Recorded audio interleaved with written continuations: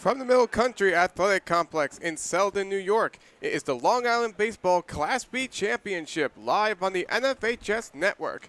As we start off our day with a huge battle between the Suffolk County champions Cinnamon Ridge's Red Devils and the Nassau County champion Baymen of Oyster Bay. Good morning, ladies and gentlemen. Alongside Glenn Perry, I'm Zach Wilson, and Glenn, both of these teams have worked so hard this season to get here. They have looked just about as good as they can, and this is where heavyweights collide. Last time they did so in 2015 was AA. That one is hit out deep to left center field. Kansa chasing after it. It goes over his head. That's a base hit. Brings in Adamo. Philippone's on his way to score. Here's the throw. Not in time, and the game is tied. A 2 RBI double by Chris Steenek to get us even at 3.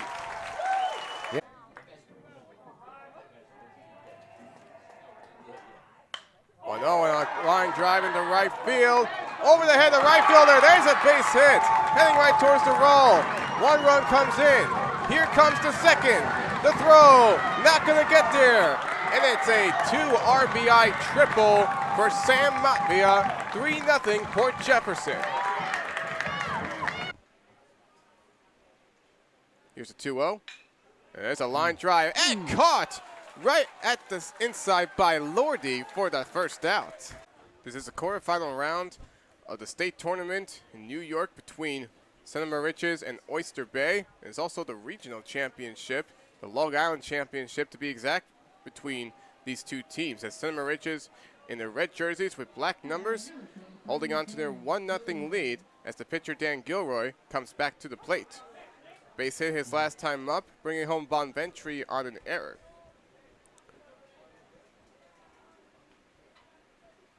Another breaking ball, and Gilroy launches this one deep to left field. Hall chases it back near the warning track. Dives, can't get there. It's an extra base hit for Gilroy. A leadoff double. That ball just kept going and going. Now look at the wind. It's going from left to right. So Hall thought he had a beat on it, and all of a sudden it was out of his reach. So leadoff double there for Gilroy. And now we got a courtesy runner here. Well, I think that's going to probably keep the confidence rolling for Gilroy, as if he wasn't able to get out of trouble right there. As if it wasn't enough for him to get out of trouble before in the top half of this inning. Getting a double may continue to increase his level of confidence going forward. So here's Nico Libretti, who grounded out to second his last time up. Yeah, so number 9's pinch courtesy running here. So again, just like before, Peter Niza, who came in to pinch run for Dan Gilroy, back in the bottom of the first. And that pitch is upstairs. Niza now 4 for 5 on the season in stolen base attempts after his 5th attempt was just caught before by the catcher. I don't expect Niza to steal third here, especially with nobody out. Very interesting spot, especially with nobody out. It's a ground ball sharply over the first, and it goes right into right field. Niza is being waved home. And it's another hit that leads to a run. An RBI single for Nico Libretti, 2-0 Cinnamon Ridges. Yeah, it's one of those choppers where, I don't know, Cochran's looking at the second baseman, and it just went right in the hole there. Now allowed Niza to score. Even that was a huge indecision that costs Oyster Bay another run. Cinnamon Ridges picking up some runs that appear like they're coming off of luck. So here's a bunt shown on the first pitch from Pissarro. Even he's trying to move Libretti over to second. Still nobody out. Pissarro was hit by a pitch his last time up.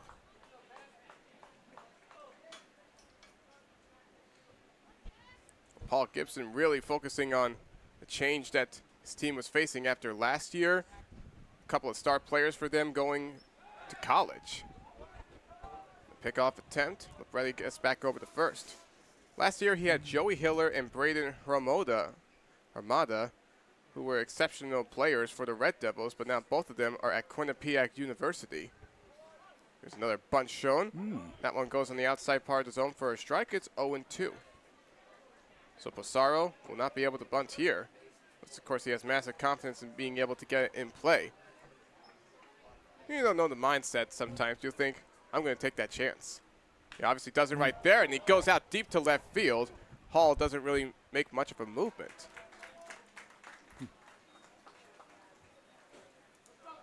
Wind might be blowing in a little bit now from left field.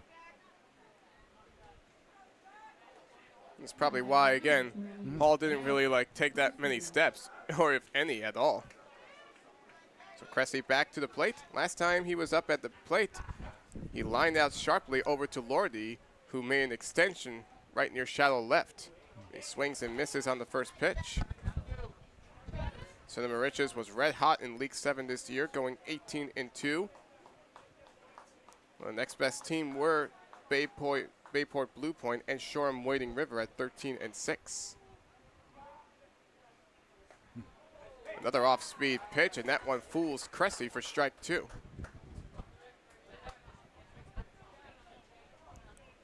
Paul Gibson said that anything less than the county championship is not good enough.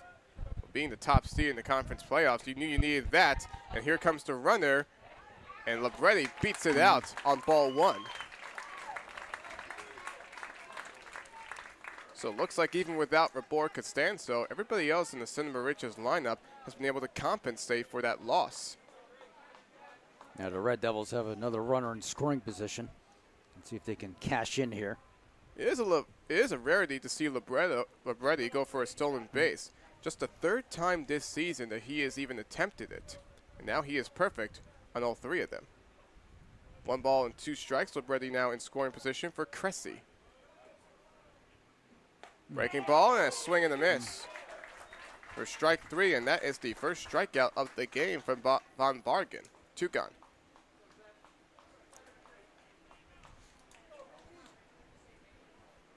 Yeah, big strikeout there. Yeah, he has retired the last 2 after he gave up base running hits to the first 2. So now here's Rich Roberts, trying to add on to the Red Devils' lead. Takes the first pitch down low. And we established it before that Rich Roberts, possible that his father is the one who is part of the coaching staff.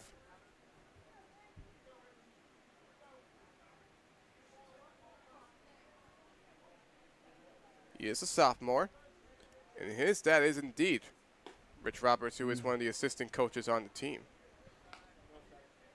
Gibson talked about how it has been a huge addition for them running a travel program after finishing his softball coaching career following 2023 and 22 seasons. So that father-son dynamic really gives you a lot to think about. I've seen it like all other places. 2 balls and no strikes. Roberts, he just held on and goes off with the glove. Thought for a second it was foul tipped off the bat, but it wasn't. Yeah, I guess it's because of the motion of Roberts that it did look that way, and the fact that it went away from Karpovicius. Still 3 balls and no strikes here for Roberts. Spina waiting on deck.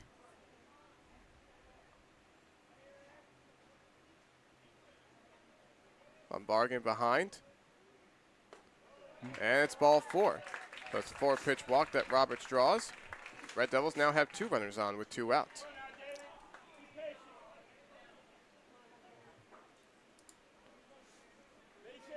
So now here's number 1 David Spina again. Grounded out softly to Von Bargen his last time up, which of course wasn't back in the last inning. Still a 2-0 lead for Cinema Riches, looking for their first Long Island championship since 2022. It's a team they have never played before.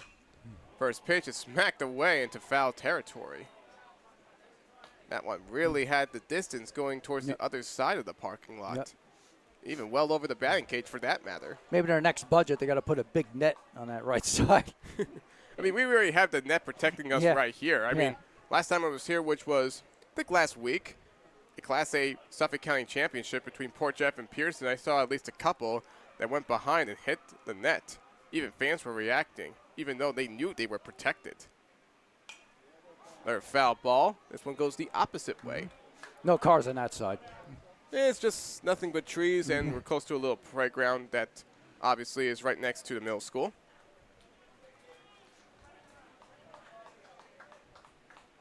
So now it's an 0-2 here on Spina. Libretti over at second, Roberts over at first. The line drive at the right field and the base hit for Spina. Libretti's being waved home. The throw's cut off. And it's 3-0 Cinema Riches on an RBI single from Spina.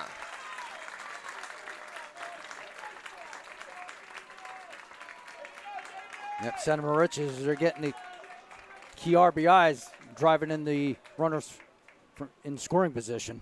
And now we got a mound visit. Well, the 8-9 batters for Cinema Riches, they're starting to heat up. And that's when you know that you need to talk things over. Because it's getting more and more difficult for Oyster Bay because of the way Gilroy's pitching. Yeah, and again, back in the top of this inning, it looked very close to Oyster Bay getting their first run of the game after that miscommunication between Pissarro and Rayburn allowed Lordy to get on base. And after he also got a stolen base as well, it got Oyster Bay one step closer to tying the game. But Gilroy being able to get his 6th strikeout against Von Bargen and getting a leadoff double in the bottom half of this inning, well, it really just sets the tone for why Cinema Riches has been very resilient and why Gilroy always focuses on what's happening in front of him and not what just happened. More on the present than the past. So now here's Alex Foster. Appeared back in the last inning. He popped out to first. Runners on the corner now for Cinema Riches. Still with 2 out. Runner goes. And Karpavicius will just let Spina go over to second. Didn't want to risk Roberts coming home. Yeah, they didn't want the back end of the double steal there. That could have been very close right there, and I think that was the plan all along. So now 2 runners in scoring position for Cinema Riches. Spina picking up his 6th stolen base of the season. That one nearly got away from Karpavicius, but he just got there. Yeah, good snag by Karpavicius there. That would have been a wild pitch. Potentially a run there. Yeah, Roberts would have probably had a good chance of getting home. So 1 ball and 1 strike. First base remains unoccupied. Foster still at the plate. He's 0 for 2 so far in the leadoff spot.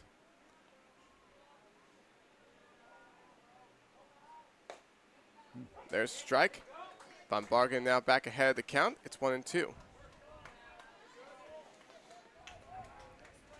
Gibson has talked about how he has been very consistent this season. Naturally, he plays at first base defensively, but 2025 was right field. This year, he goes over at third. There's a high pop-up. Looks playable. Rough right on the foul end, and he drops it. It's a foul ball instead of a third out. Yep. That'll actually be a fielding error. Prolongs the at-bat. So a bonus opportunity here for Alex Foster. It looked like both sides were just about ready to go back to the dugout, but instead they'll have to work through at least one more pitch. So it'll be E5 there. Well, you would say that if it was an in-play ball, obviously. Yeah, even in foul territory, it's an E5, so we'll see what that. So all these runs are going to be unearned now if they score. I don't know if you would put it like that, but it's anybody's guess. And it's a called strike 3. Foster made some movement, but the umpire says that ball hit the zone. So despite having to pitch 1 extra, Von Bargen still strands the 2 runners in scoring position. Cinema Riches adds on a couple. They're up 3-0. Sends us to the 5th inning here in Selden.